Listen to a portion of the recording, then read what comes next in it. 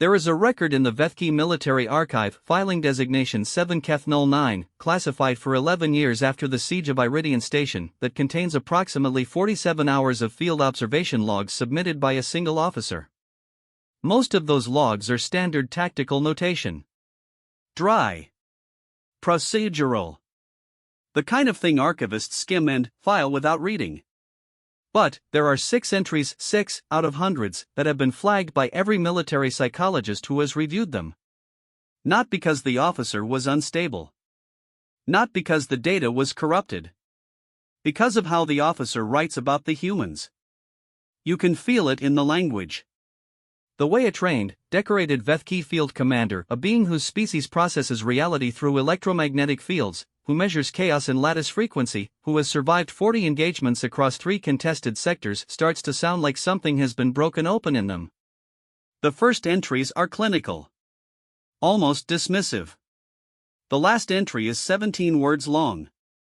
This is what happened in between. My name is Savithkor. I held the rank of second blade in the Vethki Combined Forces, which is approximately equivalent to what humans call a lieutenant colonel, though the translation loses something. It loses the part about what you give up to earn it. I am going to tell you what I saw at Iridian 9. I am going to tell you what Sergeant Adeyemi did. And then, I am going to tell you the 17 words I wrote in that final log entry, and why even now, years later, in a comfortable administrative post far from any battlefield, I still cannot fully explain them. I can only tell you they are true. I have checked. I keep checking. What follows is a compiled account drawn from my personal field logs, station sensor data, and after-action interviews conducted during the military inquiry. I have changed nothing of substance. Some of it I still do not understand. I have stopped pretending that I will. I witnessed humanity in battle and learned why even the stars fear them. Part 1. Contact the Dravik hit us at the third rotation of what the humans kept calling 0400, which meant nothing to me. The Vethki do not divide time by the rotation of a single planet, but I had been stationed at Iridian 9 long enough to know it meant the part of the station's artificial day cycle when the recycled air tasted flattest and the corridor lights dimmed to 60% and the human crew members, against all logic, were at their least alert. The Dravik knew this too. They had been watching us for 16 days. I know that now. At the time, I knew only that every electromagnetic sensor on the station's outer hull fired simultaneously and that the frequency of their combined alert 712 distinct resonance spikes, each one a new contact, registered on my lattice like a stone dropped into still water from a very great height. I stood at my station console for approximately 2 seconds, processing. Then, the first corridor wall came apart. Not from the outside. From within. They had been inside the station walls, inside the maintenance shafts between the inner and outer hull, for some period of time I still find difficult to think about. The inquiry later established it at roughly 19 hours. They had been 19 hours inside our walls, breathing our recycled air, waiting, and not one of the station's internal sensors had flagged them because Dravik biology runs cold and slow when they choose stillness, and the sensor calibration threshold had been set for warm blood metabolisms. The threshold had been set for humans. The Dravik are not human. Neither am I, but I remember thinking, in the 2 seconds I had before the wall came apart, that I should find whoever had calibrated those sensors and have a conversation with them. A short one. A pointed one. Then, the wall came apart and there was no more time for that kind of thinking. The first breach was in Corridor 7, which was 40 meters from my command post. The second was in the medical bay. The third was in the station's primary power regulation hub, which was not 40 meters from anything. It was the center of the station, the one place we could not afford to lose, and that was where the largest Dravik breach team went first. I was aware of all 3 breaches simultaneously. This is one of the few advantages of electromagnetic perception. I do not have to be told what is happening. I can feel the station's power grid the way some species feel their own heartbeat, and when the power hub was breached I felt it the way I imagine a Karathi feels a blow to their primary nerve cluster. There was a sound inside my lattice. A wrong sound. The frequency of the station's electromagnetic field shifted by 0.07 kilocycles, which is the kind of number that sounds small and is not. I pulled up my tactical display and started issuing evacuation orders, and the door to my command post opened and the human walked in. Not burst in. Not ran in. Walked. Sergeant Adeyemi walked in the way someone walks into a room they have already decided belongs to them, carrying a weapon I recognized as non-regulation, a Vethki pulse emitter with what appeared to be a human-made attachment clamped to the barrel, something constructed from wire and a component I could not immediately identify, and she said, "Where are they thickest?" I looked at her. I had been briefed on the human crew members. I had even interacted with Adeyemi twice, once at a joint planning session and once when she had, inexplicably, brought food to my command post and left it without explanation. Both times she had struck me as efficient and slightly difficult to categorize. Her file listed her as a combat medic. Her file also listed 17 documented engagements, 6 commendations, and 1 reprimand for unauthorized modification of standard issue equipment, which I was looking at right now. "Sergeant," I said, because I had learned that humans appreciate being addressed by rank in crisis situations, the power hub. "Yeah," she said, in the way humans say yeah when they have already decided what they are about to do and are just gathering information to confirm it. "How many?" I checked my sensors. 11 confirmed contacts. Possibly more, they are blocking several sensor bands. "Blocking how?" I told her. The Drauvac were using a localized dampening field generated by a portable emitter, which suppressed the electromagnetic bands I relied on most. It was a sophisticated countermeasure. Against a standard Vethki response team, it would have been decisive. Adeyemi said, "So they know how you see." Not a question. A notation. "Yes," I said. She looked at the modified weapon in her hands. She looked at the door. Then, she looked back at me, and her expression did something I would spend the next several hours trying to parse. It was not quite a smile, but it had the structure of one, the way a building has the structure of a building even before the walls go up. "You have thermal optics in this command post?" she asked. "Yes, but they are low resolution, I know." "Doesn't matter." She moved to my secondary console and pulled up the station schematic. She did not ask permission. She traced a route with one finger from the command post to the maintenance access corridor to a specific junction point approximately 8 meters above the power hub's main chamber. "If I'm at this junction in 4 minutes, what's my field of coverage?" I calculated. Approximately 60% of the chamber floor. "But the maintenance shaft at that junction has no concealment, and I'm not hiding," she said. "I need them grouped. If I go in loud, will they cluster around the emitter unit to protect it?" I had not thought about this. The Drauvac tactical doctrine around their dampening emitters specified a minimum 3-unit protective detail at all times. If provoked, they would consolidate. That was doctrine. I had been trained to work around the dampening field, it had not occurred to me to use it. "Potentially, yes," I said. "Then, I need you to cut power to the hub chamber for 15 seconds on my mark. If I cut power to the hub, the dampening emitter runs on station power. Station power goes out, emitter goes out, your sensors come back for 15 seconds. She said it without looking at me. She was already moving for the door. "I'll do the rest." I want to be precise here, because precision is how I think, and, in the inquiry they asked me to be precise about every decision I made at Iridian 9, and this one I want to be exact about. I had, at that moment, approximately 14 reasons to refuse. The operation she was describing had no formal tactical framework. It was improvised. It put a single combatant in an exposed position against 11 confirmed enemies with potentially more unconfirmed. It relied on cutting power to a hub that 3 critical station systems drew from. It depended entirely on Drauvac behavior being predictable, which Drauvac behavior was not, historically, known to be. 14 reasons. I agreed. I am still not entirely certain why. My lattice rang once, softly, a frequency my species associates with the feeling of taking a step onto ice that is thinner than expected. I noted it. Filed it in the back of whatever serves me as a mind when rational process gives way to something else. "For minutes," I said. She was already gone. I watched her on the thermal optics, which she had been correct about, low resolution, difficult, like trying to read text through water, and what I saw did not make the watching easier. She moved through the maintenance shaft without light. The shaft was not designed for a being of her dimensions. Vethki maintenance drones are considerably smaller, and the shaft clearance was roughly 60% of what a human body required. She moved anyway. She moved in the way that things move when they have decided that the obstacle is a logistical problem rather than a prohibition. 90 seconds. She was through the first junction. I had 11 confirmed contacts in the hub chamber below her.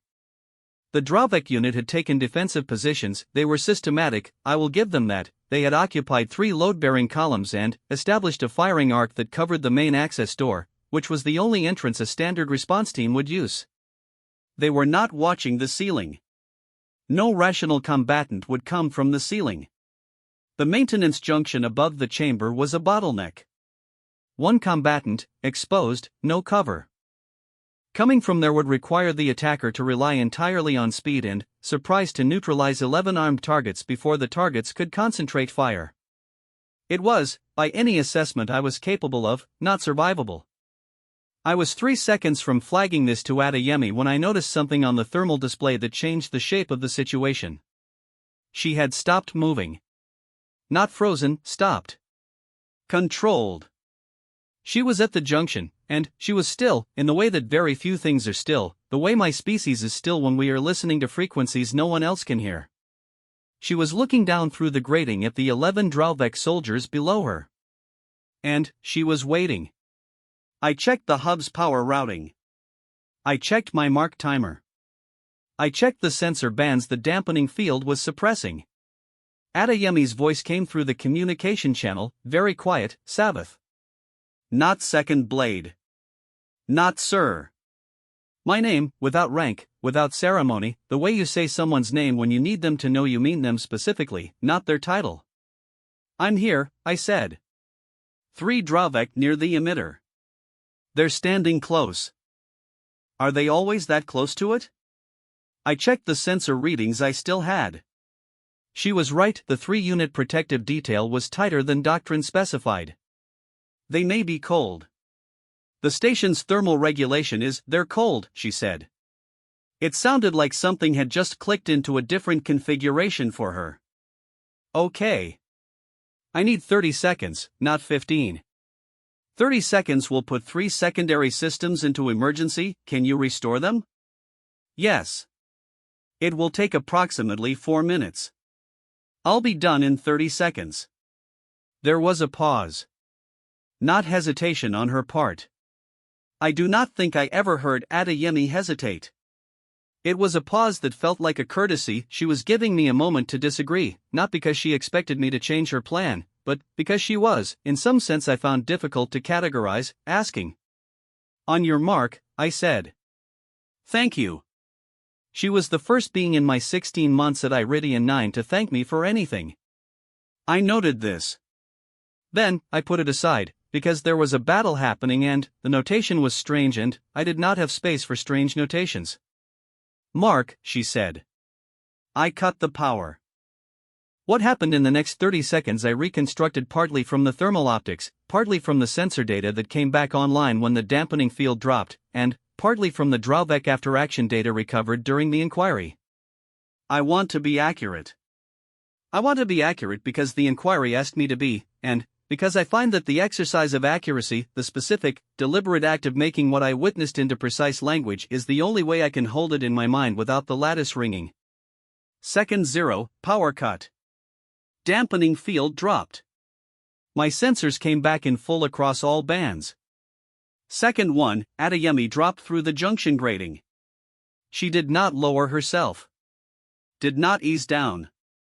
She dropped, fell the full 4 meters to the chamber floor, rolled in a way that distributed impact across the length of her body rather than concentrating it. I watched the electromagnetic signature of her skeleton register the landing and, I want to note, for the record, that the force of that impact, distributed or not, was more than twice what a Vethki frame could absorb without fracture, and she came out of the roll already moving.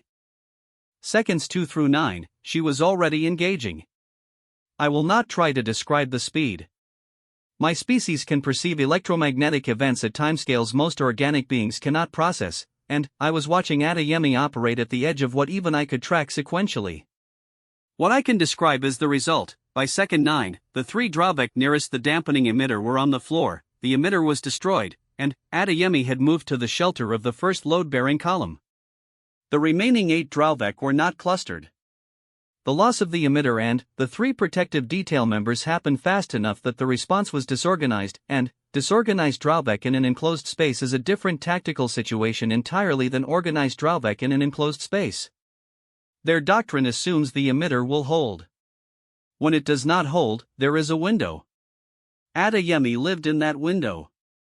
Seconds 10 through 23, I watched her work through the chamber the way current works through a circuit, the path of least resistance, but not the path you expect, because the resistance keeps changing and she kept changing with it. She used the drawback soldiers' own firing arcs against them. She used the chamber's acoustics, which are complex and layered, in ways I did not understand until later. She was communicating something, sounds, words, though not words I recognized, and 2 of the drawbacks stopped to locate the source of the sound, which cost them approximately 1.4 seconds each, which was, for Adeyemi, a very long time. Second 28, 8 drawback on the floor. 2 retreating toward the secondary access corridor. Second 30, Adeyemi's voice on my comms. Power's yours. I restored the systems. I sat very still in my command post for approximately 4 seconds. This is not a long time.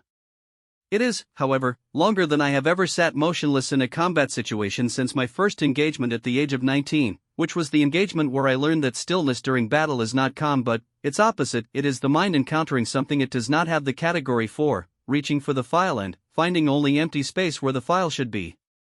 The 2 retreating drawback were running for the secondary corridor.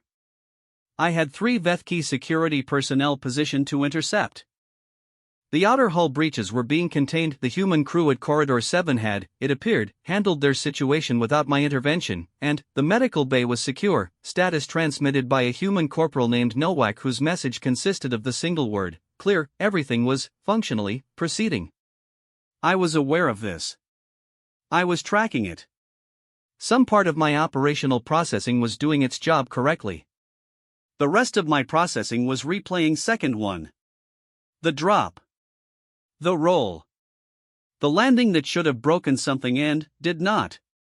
The immediate, unrepeating, forward movement that followed. I found myself calculating the drop again. Checking my electromagnetic data for the impact signature. 4 meters, unassisted, combat loaded. I checked the Vethki physiological database for equivalent actions. I found records of trained Vethki commandos performing controlled descents of up to 2.3 meters with appropriate equipment. I checked the human database. The human database did not have this as a notable entry. It was listed in the physical training section. It was listed as a drill. My lattice rang again. The same frequency as before, ice thinner than expected, but sustained this time, a long, quiet tone that I did not file away. I sat with it. I did not know then what to call that tone. I would spend some time learning. Sergeant, I said on the comms, status. A pause. 3 seconds. I counted them.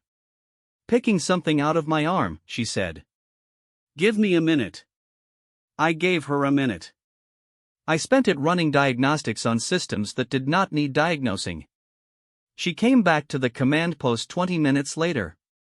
The station was secure by then, the drawback had been repelled from all 3 breach points, the 2 retreating soldiers from the hub had been intercepted, and I was composing my initial incident report with the methodical attention to structure that my superiors expected and that I used, in high-stress periods, the way some beings use repetitive physical motion, to give the mind a framework when the mind is having difficulty with frameworks. Adeyemi had a piece of drawback shrapnel removed from her left forearm, which she had apparently done herself, which I learned by asking about the bandaging and which she confirmed with the same tone she used for everything, the tone that treated each fact as roughly equivalent in weight to every other fact. She had also, at some point, made a beverage. She was holding a container of what the human crew called coffee, which I had been told was a stimulant preparation that humans consumed in extraordinary quantities and which I found remarkable not because of its pharmacological properties, though those were already strange, a mild psychoactive that humans consume socially in direct contradiction of every rational pharmacological practice, but because of the circumstances. She had made it. She had made it at some point in the last 20 minutes while the station was still processing the aftermath of an active Dralvek assault. She had prioritized it alongside removing foreign objects from her own body and filing her status update. She offered some to me. "I don't consume liquids," I said. "Right," she said. "Forgot." She settled into a chair. The human crew had chairs in the command post because Vethki design did not include seating, and I had permitted it, and I was beginning to think the inquiry would want to know about all the decisions I had made and their cumulative effect on my operational capacity. She looked at the tactical display. "To escaped? Intercepted. Contained. Good." She drank the coffee. Outside the viewport, null space was the color of nothing, which is a specific color if you can perceive the electromagnetic frequencies of a space with no nearby stellar bodies. "I can. It is not soothing." "Sergeant," I said. She looked at me. "You described the operation in the hub as taking 30 seconds. Yeah. You were correct to within 1.3 seconds. She shrugged. "This is a motion humans make with their shoulder structures that I had learned conveyed, approximately, the sentiment that a particular piece of information fell within expected parameters. A calibration gesture.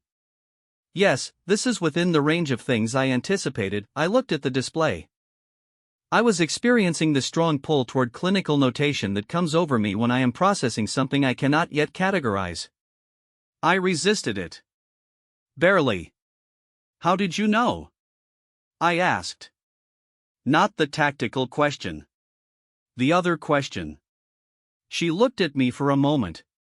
Took another drink. "Know what?" "That it would work." There was a pause. Outside, null space did its thing. The station hummed at 43 Hz, which it always did, and I had always found that frequency mildly irritating, and right now I did not notice it at all. "I didn't," she said. She said it the same way she said everything. Without weight, without drama, without the particular register that Vethki use when admitting something significant. "I didn't know it would work," she said again. "I thought it probably would. Odds were better than not trying." She paused. "Wasn't going to let them take the hub." And that was all. I filed the incident report. I completed the administrative documentation. I sent the encrypted preliminary briefing to the Combined Forces Command Post at Sector 12, which would take 6 hours to arrive and which I was already fairly certain would generate questions I did not fully know how to answer.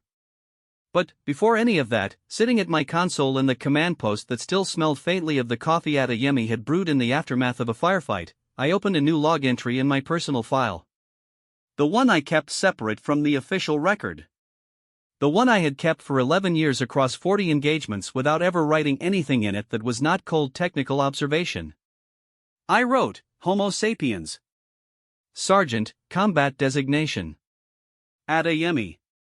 First observation, does not appear to calculate acceptable loss in the same manner as any other species I have encountered. Requires further study, *. I closed the log.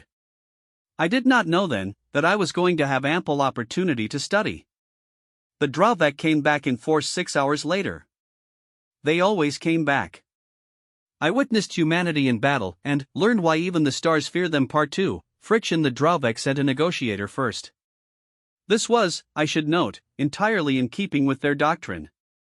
The Dralvek Compact does not believe in wasted force. They calculate. They measure. They determined, apparently, that Iridian 9 had demonstrated sufficient resistance to make a second immediate assault costly, and they sent a single emissary vessel to the station's docking port with a tight beam communication requesting a ceasefire conversation. I accepted. This was standard procedure. The Vethki have an entire philosophical framework governing the ethics of ceasefire negotiations, a framework developed over 900 years of intermittent conflict, and the first principle of that framework is, *, a ceasefire negotiation is an opportunity to gather information. Accept it. Always asterisk the second principle is, do not bring anyone to the negotiation who will make the situation more complicated. I looked at the human crew assembled in the corridor outside the docking port. I looked at Adeyemi, who was at the front because she was always at the front, and who had already apparently learned the rough content of the communication because she said, without turning around, a negotiator. Ha! You are not part of the negotiating team, I said. I know, she said. I am mentioning this because you appear to be standing in the negotiating corridor. I'm standing in a corridor, she said, still not turning around. Corridors are shared infrastructure. My lattice gave a low, dry tone. In Vethki physiology, this is roughly equivalent to the sensation a human apparently has when an eye twitches. The Dravek negotiator was a being called Vethkasarith, which translated approximately as clear purpose, which is what the Dravek named their senior diplomats. They named them functions, not identities, which I had always found either admirable or chilling depending on the context. Vethkasarith was tall, gray-plated, and communicated in the Dravek manner of negotiation, which involved stating everything 3 times for emphasis and prefacing each statement with the formal declaration of the compact's superior claim to the contested territory. The Dravek believed Iridian 9 sat within their provisional expansion zone. This was not a new position. It was also not, strictly speaking, legally supportable. The station had been established under a multi-species compact charter 11 years before the Dravek declared their expansion zone, which predated their claim, which should have made the conversation short. It was not short. I will spare you the full text. The relevant portion is this: after 40 minutes of formal position stating, Vethkasarith made a final offer. Withdraw all personnel from the station within 1 full Dravek day cycle, approximately 30 of our hours, surrender operational control of the station's relay array, and the compact would guarantee safe passage for all crew. We will consider your proposal, I said, because we will consider it is not acceptance and is not refusal and gives you room. Vethkasarith looked past me. I should have anticipated this. I had positioned Adeyemi and the other human crew members in the second corridor, visible but technically out of the negotiation space. Vethkasarith was looking at them with the slow, measuring regard that the Dravek use when they are cataloging a potential threat. The humans, Vethkasarith said, fought this morning. They are crew members, I said. We lost 9 soldiers in the hub chamber to a single human. The operation was a combined one, Vethkasarith said. Not to me. To Adeyemi, across the space between us, in the flat precise tone the Dravek use when they are making an observation they expect to be confirmed. You were one. Adeyemi, from the second corridor, said nothing for a moment. Then, did I miscount? The silence had a texture to it. A particular vibration in the 120 Hz range that my lattice associates with situations in which multiple parties are recalibrating simultaneously. We will not offer this arrangement a second time, Vethkasarith said, and returned to the emissary vessel. The 30 hours began. I want to describe those 30 hours accurately, because they are the hours that contain most of what I put in the later log entries, the entries that the psychologists flagged, the entries that accumulated evidence for a conclusion I did not reach until much later. What I observed during those 30 hours was not the combat. I observed plenty of combat. The Dravek tested our perimeter twice in the first 12 hours, probing actions, information gathering, the standard doctrine for a force preparing a decisive assault. What I observed that I could not file correctly was everything that happened between those probing actions. The human crew ate. Communally. They gathered in the station's nutrition bay and prepared food with an attention to the process that I found disproportionate given the circumstances. Adeyemi made something she called jollof on the portable thermal unit, which involved spices I could detect at 20 meters and which produced a smell that I filed, accurately, as disruptive to concentration. They ate together. They talked. They talked about things that had nothing to do with the battle.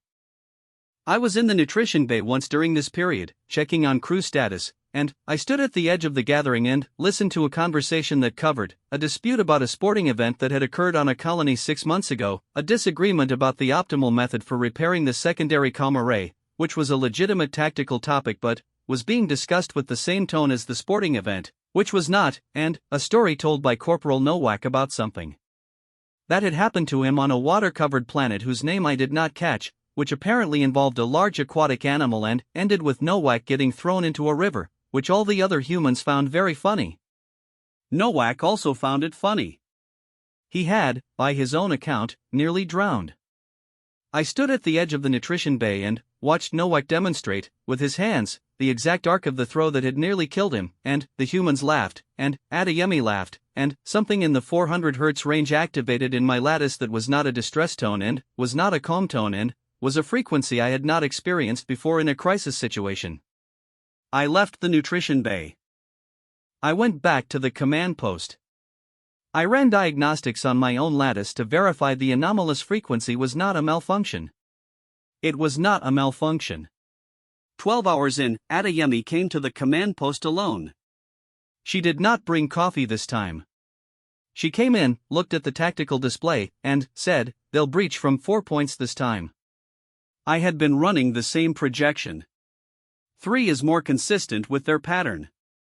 3 last time, yeah. But last time they expected the dampening field to work. This time they know it won't. She traced the projections on the display. For breach teams, they'll use the outer hull access points they haven't touched yet to make the sensor picture look different. And they'll come in heavier, more bodies per team. I looked at her projections. My own tactical modeling agreed with her on 2 of the 4 points. The other 2 I had assessed as lower probability. You're doing this from pattern recognition? I said. Partly. She studied the display. Partly I'm thinking about what I'd do. There was something in that sentence I sat with for a moment. The idea of modeling an enemy's strategy by substituting yourself, not their doctrine, not their historical data, but the question of what would I do? The Vethki are trained to study enemy doctrine and extrapolate. We build enemy decision trees from observed behavior and known tactical preferences. We do not ask what we would do. Why? I said. She looked at me. A short look, the kind that checks whether the question is genuine or rhetorical. Because I know how to think like someone who can't afford to lose, she said. Dravek can't afford to fail twice. They'll commit. They'll come heavy. And they'll try to make the picture complicated so we're responding in multiple places at once. She paused. We're not going to be able to stop all 4 breaches. The station has not enough. She said it without apology. We hold 2. We let 2 come in, and we funnel them. I turned to look at her directly. The Vethki concept of funnel in tactical language is Yeshkar, the corridor you show to the enemy. The path that appears open. We have an extensive doctrine around it. I had not, until that moment, heard a human use the concept, because the human crew's role in the station's defense was officially support and security, not tactical command, and because nothing in the joint operation briefings I had attended had suggested that the human combat personnel were thinking in terms of Yeshkar. You want to let them in, I said. I want to choose where they come in, she said. There's a difference. I thought about it. I thought about the hub chamber. The Dravek clustered around their emitter. The window Adeyemi had lived in. You need them grouped again, I said. I need them somewhere I can use. She tapped the display. Here. The storage section in the station's lower ring. It's big enough that they won't feel enclosed, so they won't fragment the approach. The power routing through that section is mostly non-critical. And the ceiling, what's the ceiling structure? Modular composite. Load-bearing columns at 6-meter intervals. She made a sound that, by that point, I had learned to recognize as satisfaction expressed as exhalation. Okay. I will note, I said, that your plan involves permitting an unknown number of Dravek combatants to enter a pressurized section of the station and, then, engaging them at close range in a large open space. Yep. With how many personnel? She looked at the display. Me, Nowak, and whoever you can spare from the other 2 points. I ran the numbers. The numbers did not produce an encouraging result. The numbers produced the kind of result that, in Vethki tactical assessment, would typically trigger a Kethras evaluation, the formal recognition that a situation had exceeded the parameters of survivable engagement and that alternative solutions should be sought. I looked at Adeyemi. She was looking at the display, not at me. She was looking at it the way she had looked at the junction grating before the drop, with the focused, forward attention of something that has already passed through the moment of choosing. I did not say Kethras. I do not fully know why. I am more comfortable, now, with not fully knowing why. I'll assign Yethzorik and 2 security personnel to the lower ring approach, I said. 3, if you can. 3. I looked at the display. We have 17 hours. Then, I'm going to sleep for 6, she said. Wake me at the 10-hour mark. She left. I looked at the empty command post. I looked at the display. I opened my personal log and wrote, second observation, Adeyemi sleeps. Active threat, 17 hours to probable decisive engagement, and she has designated 6 hours for sleep. Query, is this confidence or is this something else? Query cannot be resolved with available data. I did not sleep. Vethki do not sleep in the human sense. We enter a maintenance state that serves some of the same biological functions, but it requires a stable electromagnetic environment, and Iridian 9's field was ragged with interference from the Dravek vessels positioned outside the hull. I ran diagnostics instead.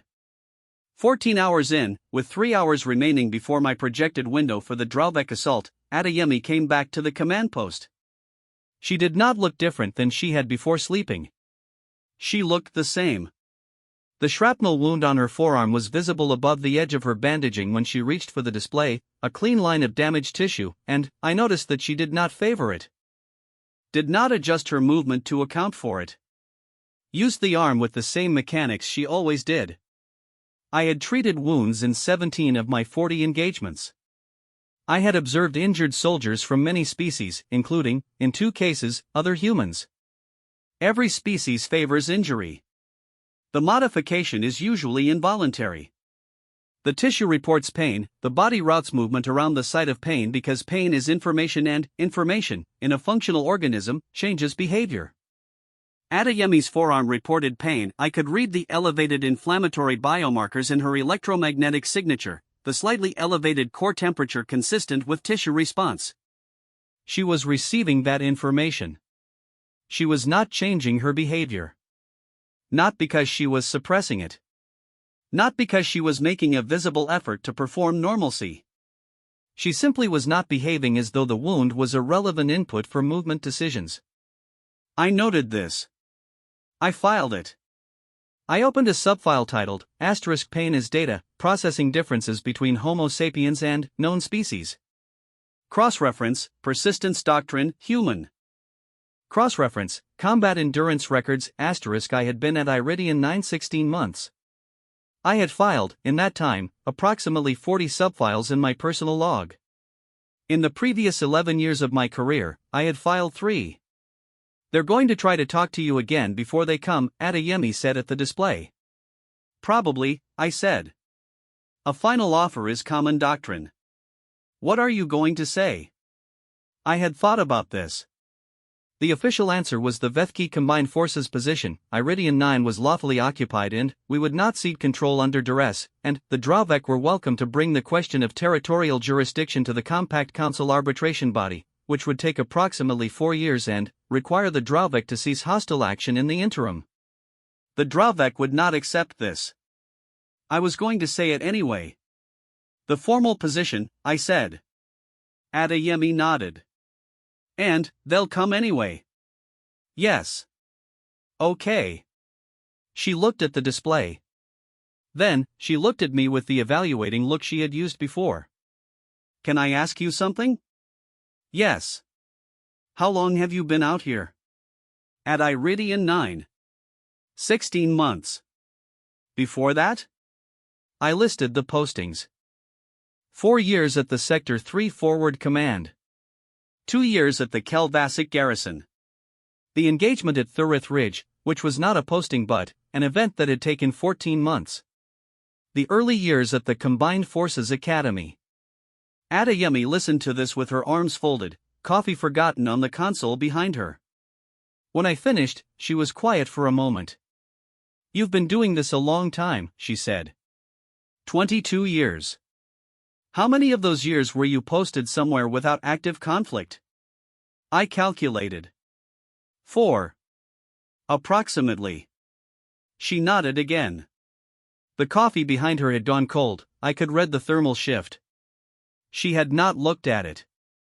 "I've been in 8 years," she said. "Active the whole time." She paused. "My mother wanted me to go into medicine. I did go into medicine. Just this version of it." This was personal information. In Vethki culture, personal history is not shared in professional contexts, and, in all 22 years of my career, I had exchanged personal history with exactly 3 colleagues, all of whom I had known for more than 5 years, all under specific cultural circumstances that designated such exchange as appropriate. Adeyemi had known me for approximately 31 hours. I said, "Why the military version?" And she said something that I have written in my personal log in the exact words she used, because I did not want to paraphrase it, because paraphrase would lose the specific shape of it, because someone has to be at the part where the situation gets bad, and it might as well be someone who's good at it. The 400 Hz tone activated in my lattice again. I looked at the display. I catalogued the hull integrity, the Dravek vessel positions, the status of Yethzorik and the security personnel in the lower ring. Everything was as it should be. The tone continued. "The offer will come in approximately 40 minutes, I said. "I'll be in the lower ring," she said. She picked up the coffee, looked at it, and set it back down. "Don't accept it." I was not going to. "I know," she said. "I just wanted to say." She moved for the door. At the threshold she stopped, not turning around, the same way she had stood at the door in the first hour of the battle. "You know those 6 hours you let me sleep?" "Yes." "I'd like to know what you did with them." "Later.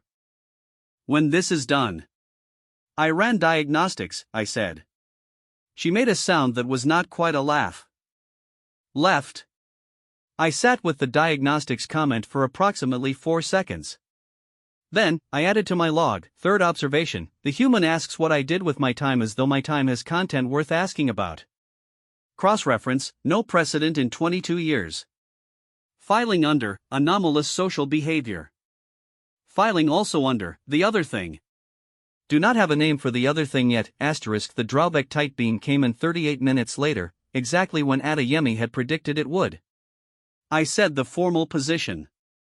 They came anyway.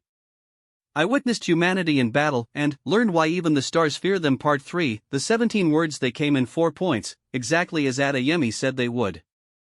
I want to put that on record first, before anything else, she was right. Not approximately right. Not directionally correct with room for interpretation. She was right about the breach points, the timing, the weight of the assault, and the approach vectors for each team. The Dravek came the way she said they would come, at the hour she said they would come, and the 2 breach points I had reinforced held, and the 2 we had deliberately left accessible channeled the primary Dravek assault force directly into the lower ring storage section. She had read them accurately enough to write their plan before they executed it. I keep returning to this. I know it is not the most extraordinary thing I witnessed at Iridian 9. But, it is the one I return to first, when I remember the sequence, the fact that she had done it from what would I do, from the internal question rather than the external data, because it suggests something about how Adeyemi's mind worked that I found, and still find, genuinely difficult to map onto any cognitive framework I know. I was in the command post. I watched on thermal, on electromagnetic, on the partial band sensor array we had repaired after the first assault. I watched the Dravek pour through the 2 open breach points and advance toward the lower ring, and I watched their formation 8 in the first team, 7 in the second, move with the coordinated confidence of a force that has selected a terrain it believes it controls. They were moving into Yeshkar. The corridor you show to the enemy. They did not know it yet. The first sign that they knew it was the sound. I have filed this detail in the official record and I have been asked about it twice, and I will tell you the same thing I told the inquiry. I do not have a satisfactory technical explanation for what Adeyemi did with the acoustics of the lower ring. I have the data. I have the audio capture from the section's environmental sensors. What I can tell you, technically, is that the storage section has a complex acoustic profile. The modular ceiling panels reflect and diffuse sound in ways that vary significantly depending on where in the section a sound originates. What I can tell you practically is that Adeyemi had spent time, during the 30 hours of the ceasefire window, walking that section. I know this because the motion sensors show her path. She walked it slowly. She did not go once. She went 4 times, on different routes, and, on the 4th route she stopped at 12 different points and, according to the audio sensors, said a single word at each point. Her name. She said her own name, 12 times, in 12 locations, to hear what the room did with it. I did not know she had done this until the inquiry. I want to be precise about that, because it matters to the sequence. I learned what she had done with those walks after the fact, from the sensor data, and the knowledge changed the shape of what I had watched happen. When the Dravek entered the lower ring, Adeyemi made a sound. I can describe it technically, a short, sharp vocal percussive, high frequency, originating from a position near the east load-bearing column. On the audio sensors, it registered as a single event. In the lower ring, where Adeyemi had mapped the acoustics herself, it registered as 4 events, each arriving from a slightly different angle, each at a slightly different interval. The Dravek point team stopped. This sounds small. In the context of a tactical engagement, a hesitation of 1.2 seconds is a measurement so minor it would not appear in a standard after-action report. In the context of Yeshkar, 1.2 seconds is a very long time. Nowak and Yethsorek and the security personnel were already in motion. I will not give you a second-by-second account this time, because the engagement in the lower ring was longer than the hub and I have already filed the full account with the inquiry, and what I want to tell you is not the sequence of events but a specific moment within it. Approximately 8 minutes into the lower ring engagement, Adeyemi was hit. Not the shrapnel from the first assault. A full impact, a Dravek pulse round to the left side of her torso, transmitted through her body armor, which absorbed the majority of the energy but not all of it. I watched her go down on the thermal display. I want to be careful about how I describe the next 5 seconds, because I have spent considerable time reviewing my own cognitive and physiological state during those seconds, and I can tell you that my lattice underwent a frequency shift that I can document precisely, a sharp 800 Hz spike, significantly above my normal operational range, lasting 3.2 seconds, and that this frequency is, in Vethki physiology, associated with situations in which a being perceived as part of one's operational unit is in acute danger. I had known Adeyemi for approximately 53 hours. The spike lasted 3.2 seconds. I am telling you this because the inquiry asked about my state during the lower ring engagement and I was precise with them, and I am being precise with you, and what I am telling you is that I had a physical, involuntary response to watching Adeyemi go down that I can document in frequency data, and that was disproportionate by any baseline I can reference. She went down. And then, she got up. Not slowly. Not with the careful movement of a being managing injury. Up one motion, one decision, already facing the direction of the round, already processing. I had the data. I knew what the impact had done. I knew the forces involved, the likely tissue response, the probability of structural damage to the rib structure on the left side. The probability was above 70%. She got up anyway. And she moved forward. I will not pretend I have a satisfying explanation for the 800 Hz spike that came next. The inquiry did not ask me to explain it. They asked me to document it. I documented it. The lower ring engagement took 22 minutes. At the end of it, the Dravek assault force was contained. 11 confirmed Kia, for surrendered when their formation broke, 2 retreated and were intercepted by the reinforced breach teams at the other 2 access points. Yethsorek had taken a wound to the secondary limb. 1 human security specialist, Corporal Vance, who had transferred to the station 8 days before the assault and who I had spoken to exactly once, when she asked me about the station's electromagnetic environment because she was, apparently, curious, had received injuries that required immediate medical attention. Adeyemi provided it. This is the part one want to describe carefully. Adeyemi had, by any reasonable assessment, injuries. I had watched her take the round. I had the sensor data. She was not undamaged. She was moving with the slightly adjusted gait that I had learned, by then, indicated that she was aware of the injury and was managing it the way she managed everything, as a logistical variable rather than a prohibition. She went to Vance first. Not to the medical bay. Not to report to me, or to secure the section, or to do any of the things that post-engagement protocol specifies. She went to Vance, who was down on the storage floor, and she did what her file said she could do. She opened the medical kit she had been carrying, which was regulation standard and which she had apparently augmented with 3 additional items that were not on the standard list, and she worked. She talked while she worked. Not to me, not into her combs. To Vance. I have the audio. I have listened to it more times than I will specify here. She talked about the sporting event argument from the nutrition bay, the one Adeyemi had an opinion on, the colony game outcome, and she talked about Nowak's river story, and she made a joke about the timing of the Drawbeck assault relative to the station's coffee supply, which had apparently been a subject of crew concern, and she worked the whole time, her hands doing 2 things at once, the talking and the repair, as though the 2 were separate processes running in parallel, as though her attention had more capacity than the situation required.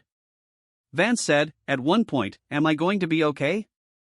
Adeyemi said, "Yeah. You're going to be annoyed about the scar for about a week and then, you're going to show it to people." Vance said, "Yeah. Scar's good," Adeyemi said. "Means you were there and it didn't stop you." There was a quality to the silence that followed. A specific texture. I have tried to describe it to multiple people and failed each time. It was a silence that had something in it, some kind of transferred certainty, some giving of a thing from one person to another, and, after it, Vance stopped making the small involuntary sounds she had been making since I first came on audio, the sounds that are not words but are information, the sounds that say I am frightened, I am in pain, I do not know what happens next. She stopped making them. She was quiet, and Adeyemi worked, and somewhere in the lower ring Nowak was doing post-engagement checks and talking to himself the way humans talk to themselves when they are alone, not words, exactly, just sound, just evidence of continued presence, and the station hummed at 43 Hz, and, for the first time since the assault began I did not notice that I found it irritating. I was in the lower ring by then. I had left the command post when the engagement resolved, which I will acknowledge was not strictly my protocol. My protocol was to remain in the command post and manage the situation from there, and I had left it, and when the inquiry asked me why I told them the situation was resolved and my presence at the location was operationally appropriate for damage assessment. This was not a false statement. It was not a complete one. I was in the lower ring because the 800 Hz spike had not resolved. I am documenting that precisely. I stood at the edge of the space where Adeyemi was working on Vance and I watched, and the electromagnetic field of the storage section was still ragged with residual interference from the battle, burnt-out Drawbeck equipment, scored hull plating, the particular EM signature of a space where significant energy discharge has occurred, and I was cataloging this damage as my training required me to do, running the numbers, assessing the cost. Adeyemi looked up. She had not looked at me since I entered the section. She was looking at me now with the evaluating look that I had, by then, catalogued twice and, which I had learned meant she was about to say something direct. "You okay?" she said. Not, "Second blade, not sir, my name," again, without it. I looked at the damage assessment data I was running. "I am conducting," that's not what I asked. I stopped the assessment. Outside the station, the Drawbeck vessels had not moved. They were holding position. The inquiry later established that Veth Kassereth had transmitted a message to Compact Command at the 40-minute mark of the lower ring engagement, and the message had said, essentially, that the assault had failed and that further force assessment was required. The Drawbeck would not come again. Not that day. This I knew. "The lattice is elevated," I said. It was the most precise answer I had. Adeyemi looked at me for a moment. Then, she looked back at Vance, who was stabilized and was staring at the ceiling with the particular expression of someone who has recently been frightened and is now primarily tired. "Come here," Adeyemi said. I moved to where she was.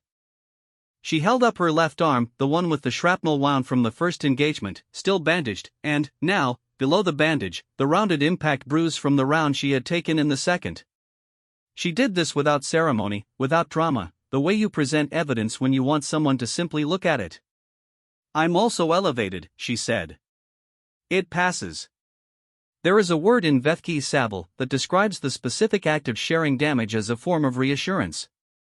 It is used between paired soldiers, between long-term unit partners, between beings who have survived enough together that the demonstration of mutual wounding carries a particular weight. *I am here too. I am also hurt. We are in this together and, I have not left *. We had been here together for 53 hours. The Sabal is supposed to take years to earn. There is an entire cultural framework around it. There are ceremonies. There are formal designations. I stood in the lower ring storage section of Iridian 9 at the conclusion of a 53-hour engagement, and Adeyemi held up her arm, and something in the ancient architecture of my species' social biology recognized what she was doing without being told. I did not have words for this in my log. Not then. Not in the language I had been using. I looked at the damage assessment data I had been running and I stopped running it, and I did not open my personal log, and I did not file a notation. I just stood there. Nowak came back from the post-engagement check and said something about the coffee supply situation that made Vance laugh, startled, from the floor, and Adeyemi made a sound that was not quite a laugh and was also not a laugh, and, outside, the Dravek held position and, eventually they left, and, eventually the combined forces sent a relief vessel and, the inquiry happened and, the forms were filed and, everything that needed to happen after a battle happened. The formal inquiry was conducted 6 weeks later at the Sector 12 command post. They asked me about every decision I had made. They asked about the tactical framework for the power cut operation, the logic of the Yeshkar strategy, the choice to permit 2 breach points to remain accessible. They asked about my command state during the lower ring engagement. They asked about the 800 Hz spike, which I had logged, because I log everything, and which the medical evaluators found interesting. They cleared me of any procedural violation. The operation was assessed as successful beyond standard parameters. The Dravek had withdrawn without achieving their objective. Iridian 9 was intact. I received a commendation. Adeyemi received a commendation. Nowak received a commendation and, apparently found this very funny for reasons I did not fully understand. The inquiry's final report described the engagement as exemplary joint species tactical cooperation under adverse conditions. I read that phrase and I thought about the nutrition bay. I thought about Nowak's river story. I thought about the 12 points in the lower ring where Adeyemi had stood and said her own name, quietly, to hear what the room did with it. I thought about Savile and the 53 hours and the arm held up without ceremony. Joint species tactical cooperation, accurate. Not wrong. Not the thing I was trying to describe. On the last night before the relief vessel arrived, I was in the command post, completing final documentation. The station was quiet in a different way than it had been quiet before the assault, not the quiet of a place waiting, but the quiet of a place that has passed through something and is still. Adeyemi came in. She sat in her chair. She did not have coffee. She looked at the nullspace view through the viewport, which was still the color of nothing, which I could still read in electromagnetic frequencies that most species could not perceive. "What does it look like?" she said. I looked at the viewport. It is complex. Nullspace has a layered electromagnetic profile. The void is not actually empty at the frequencies I perceive. There are field interactions from distant stellar bodies, dark matter density variations, the residual signatures of the Dravek vessel's drive systems. I paused. It looks, I said, like something that is very full of information that appears, on the surface, to be nothing. Adeyemi considered this. She looked at the viewport. "That's beautiful," she said. I looked at the viewport. I had looked at nullspace from this viewport approximately 300 times in 16 months. I had never called it beautiful. The 400 Hz tone activated. Quiet. Sustained. I opened my personal log. I wrote the entry that the psychologists would flag. The last of the 6 flagged entries. The entry that the inquiry asked me about twice and that I answered by reading it directly from the record, because the record was accurate and no paraphrase improved on it. 17 words. If this is what it is to see as they see, I do not want to stop. I closed the log. The null space was still there. Full of information that looked like nothing. Full of frequencies that most species could not perceive. Adeyemi did not have electromagnetic perception. She could not read null space in frequencies. She had looked at the same featureless dark and called it beautiful from the evidence available to her, light, or the absence of it, and whatever it was that humans brought to the act of looking, that thing they had that was not a sensory organ and was not a calculation and was not in any database I had access to. I thought about what she had said. Because someone has to be at the part where the situation gets bad, and it might as well be someone who's good at it. I thought about the drop. The roll. For meters, no hesitation, already moving. I thought about Vance on the floor and scars good, means you were there and it didn't stop you. I thought about the river story that nearly killed Nowak and the way he told it like a gift he was giving, the way the laughter was a gift, the way humans give each other the worst things that happen to them as a form of proof that the worst things do not define the shape of what comes after. I thought about the Dravek negotiator looking past me at Adeyemi and the flat precision of "we will not offer this a second time," and Adeyemi saying "did I miscount," and the texture of that silence. I thought about 53 hours and a word in Vethki that is supposed to take years. I am, at current count, in my 34th year of military service. I have been in 61 engagements.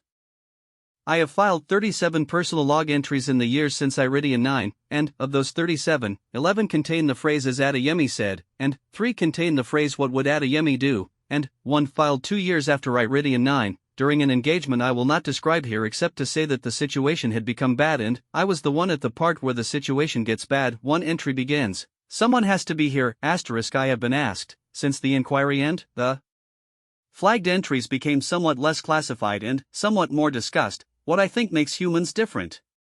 What the data shows. What the field observation concludes. I think about this question carefully every time, because I know that the questioner wants a clean answer, a taxonomic answer, a Homo sapiens class X origin death world adapted persistence predator with elevated pain tolerance and anomalous social bonding behavior answer, and I understand the desire for that answer. I do not give it. What I give them, instead, is approximately this: I have perceived the electromagnetic spectrum for 34 years. I have perceived the full visible light spectrum, the UV band, the infrared, the radio frequencies. I have perceived the layered complex signal of a city, a battle, a void, a living thing. I have never looked at null space and called it beautiful. Adeyemi looked at the same dark, with the same limited instruments, and saw something worth naming. That is not a data point I know how to put in a report. That is the thing the report keeps failing to capture. I do not want to stop. End of part 3.